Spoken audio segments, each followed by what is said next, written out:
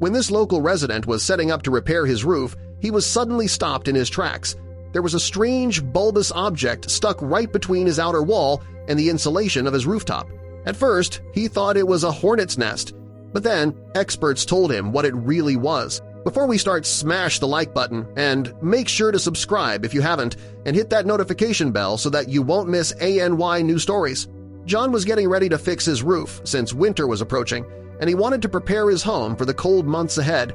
As he examined the roof for damage, he suddenly noticed something strange in the top corner of his attic overhang, right where the wall and roof insulation met. It wasn't just a crack or a gap, it was something wedged in place, something out of the ordinary entirely. John squinted his eyes and focused on the odd sight above him.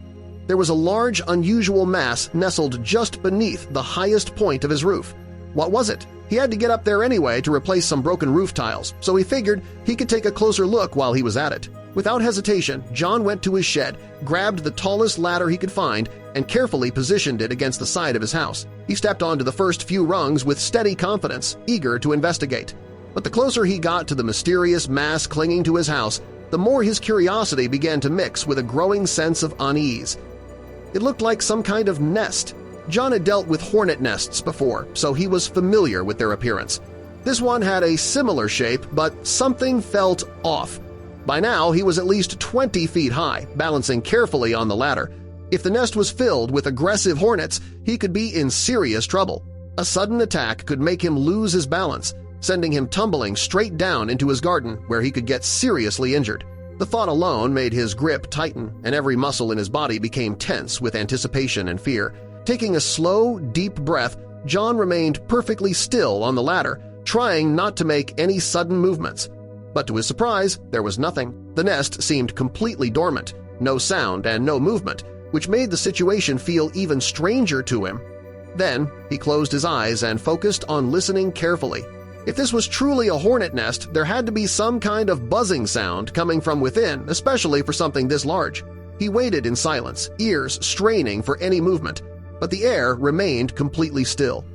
There was no sound at all. Not wanting to take any unnecessary risks, he decided to climb down. Rushing into this situation blindly would be reckless. He figured it was best to wait a little while just to see if anything changed. If the nest became active, he'd be able to assess what he was dealing with before making a decision. Patience, he told himself, might save him from a painful or even dangerous mistake. Half of the morning passed as he kept an eye on the nest from below. Yet, despite the time that went by, there was still no movement, no buzzing, no sign of hornets flying in or out. Maybe they're just sleeping, he muttered to himself, though he knew that hornets were usually quite active during the day. The unusual inactivity made him question what exactly he was really dealing with here.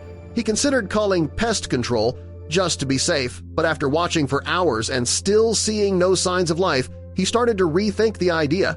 If the nest was abandoned or inactive, he could probably save himself the trouble and money by handling the situation on his own. Besides, curiosity tugged at him, whispering that he might be able to solve this mystery without anyone else getting involved. That he was closer, he realized the nest was even larger than it had appeared. Roughly the size of a duffel bag, it hung awkwardly from the roof. Encouraged, John carefully removed the nest, surprised by how heavy it was. The density alone signaled something unusual. He descended slowly and safely. On solid ground, he placed the nest on his garden table and examined it.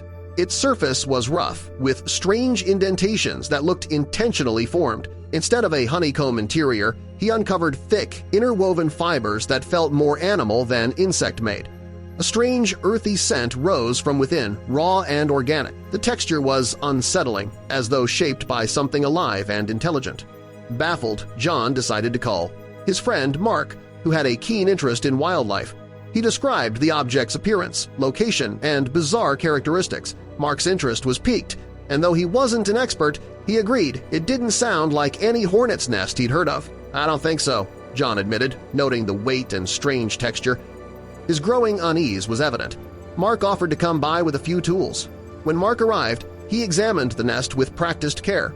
"This isn't the work of hornets or wasps," he finally said.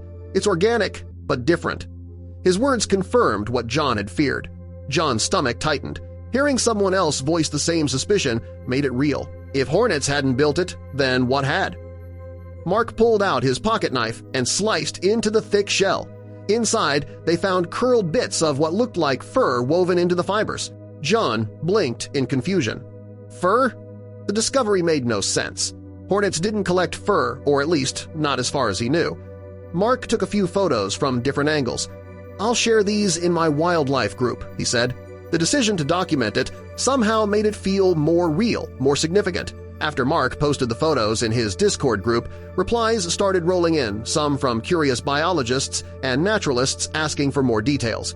At the same time, John searched online but found nothing similar. The more they looked, the more elusive the truth seemed. Some believed it could be a bird's nest or a mammal den, but none of the theories fit. Could it be a rodent's? John wondered. Still, unease lingered. Unknown to them, the truth behind the strange object was far stranger than anything the Discord group had imagined. And that night, John would receive the first clue about its true nature. Trying to relax on his couch, John sipped tea while the TV played in the background, but his attention wasn't there. His thoughts kept returning to the object on the garden table. The questions refused to fade. No matter how hard he tried, he couldn't shake the image of the bizarre nest from his mind. He flipped off the lights as he walked through the quiet house. Everything was still, peaceful. Climbing into bed, he pulled the covers up and closed his eyes, hoping sleep would come quickly. But it didn't. His mind refused to settle, still playing the days, events in loops. Eventually, sleep came light, uneasy. Then, suddenly, a loud noise jolted him awake.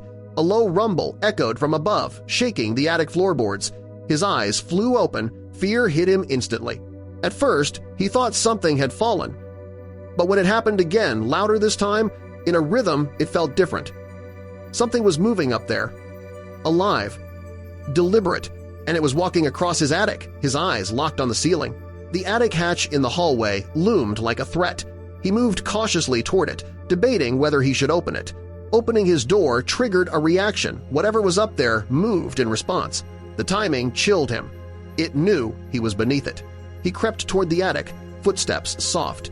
The attic had been undisturbed for over a year. If something was up there now, it had taken control of the space. Just as he reached the opening, his phone rang loud and piercing. The sound shattered the quiet, and with it came a deep, guttural roar from the attic.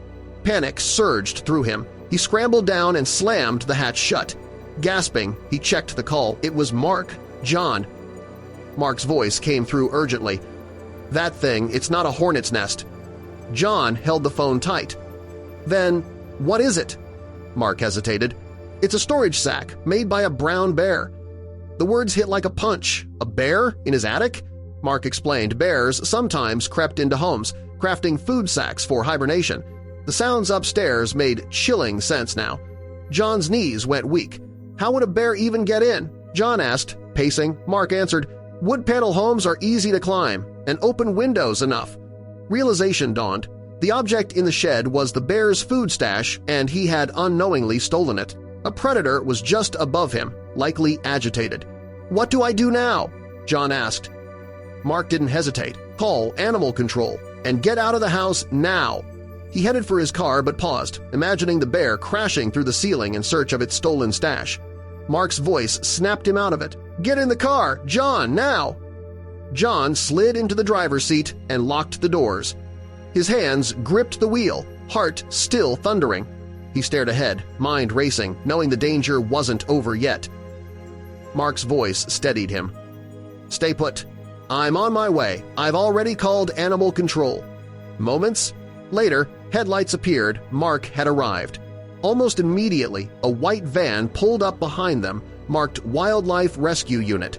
Two officers stepped out, one with a tranquilizer gun, the other with a clipboard and gear. "You're the homeowner?" one asked.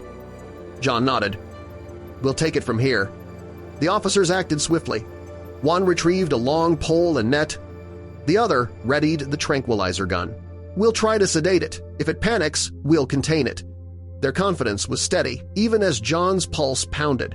From the car, John and Mark watched as the officers entered the house. Their flashlights moved methodically toward the attic. Inside, one officer opened the attic hatch.